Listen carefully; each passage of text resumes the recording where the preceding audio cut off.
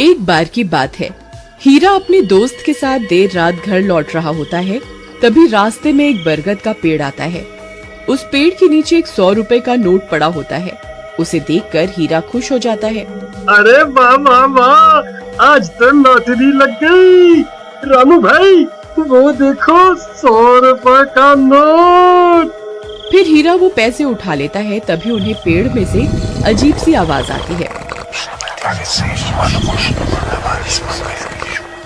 फिर वो जैसे ही ऊपर की ओर देखता है तो उन्हें पेड़ पर एक 2000 का नोट लगा हुआ दिखाई देता है। अरे रामू वो देख, इस पेड़ पर तो 2000 का नोट लगा हुआ है। मुझे तो यकीन ही नहीं होता भाई।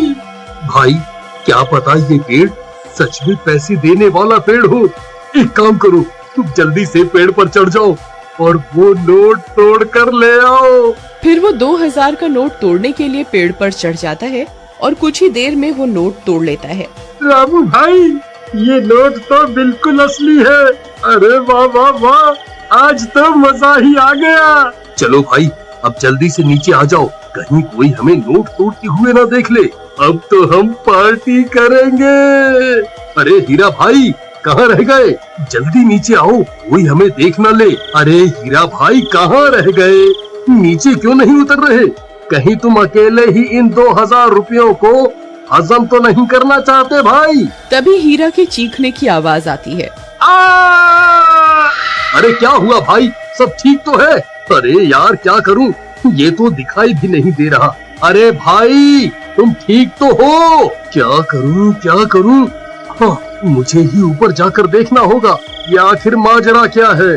फिर रामू भी पेड़ पर चढ़ने लगता है। तभी पेड़ से किसी के गुर्राने की आवाज आती है। रामू वहीं रुक जाता है। आई मम्मी, ये कैसी आवाज है?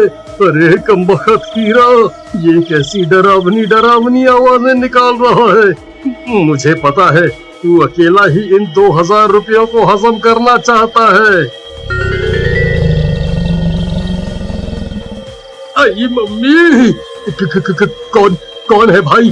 अरे हीरा तेरा नाश मिटे कमबख्त, तुझे क्या लगता है तू मुझे यूं डरा कर 2000 रुपए हजम कर जाएगा? मैं अपने हिस्से के पैसे नहीं छोड़ूंगा। हाँ। फिर डर के मारे रामू वहाँ से भाग जाता है। अरे मर गया रे, भागो रे। सुबह होने पर रामू सीधा हीरा के घर हिस्से के पैसे लेने पहुँच जाता है। ए हीरा दरवाजा खोल, मैं अपने हिस्से के पैसे लेने आ गया। चल जल्दी मेरे पैसे निकाल। फिर हीरा की पत्नी दरवाजा खोलती है। रामू भैया आप, अच्छा हुआ आप आ गए। ये कल रात से घर पर नहीं लौटे, मुझे बहुत फिक्र हो रही है। आप कुछ कीजिए ना। कहीं ये कमबख्त सारे पैसे लुटाने के लिए शहर तो नहीं निकल गया? नहीं, हीरा एक नंबर का कंजूस है। वो इतने पैसे खर्च करने वालों में से नहीं है। जरूर कुछ गड़बड़ है। राधा बहन चलो मेरे साथ। फिर रामू राधा को अपने साथ लेकर उस बरगद के पेड़ के पास पहुंच जाता है। राधा बहन, हम रात को इसी रास्ते से आ रहे थे, तब हमें इस पेड़ पर 2000 रुपए का नोट लगा हुआ दिखाई दिया। उसे तोड़ने के लिए हीरा ऊपर चढ़ा था, लेकिन वापस नहीं आया। तभी कुछ गांव वाले भी वहां पहुंच जाते हैं। फिर रामू सबको पैसों की बात बताता है। अरे भाई हरिया, जरा पेड़ पर चढ़कर तो देख, हीरा भाई वहाँ है या नहीं? फिर हरिया पेड़ पर चढ़ जाता है और बहुत देर ढूंढने पर भी उसे हीरा का कोई नामो निशान नहीं मिलता। भाई यहाँ ऊपर कोई आदमी नहीं है। ये कैसे हो सकता है? हीरा तो नीचे भी नहीं उतरा। फिर हीरा गया तो गया कहाँ? कहीं वो चुड़ैल उसे खा तो नहीं गई जो रात को अजीब सी आवाजें निकाल रही थी? फिर सब गांव वाले वहां से चले जाते हैं और राधा रोने लगती है। जी आप कहाँ चले गए जी? अब मैं आपको कहाँ ढूंढूं? तुम रो नहीं बहन, हीरा जरूर मिल जाएगा। हम रात होने पर यहाँ दोबारा आएंगे।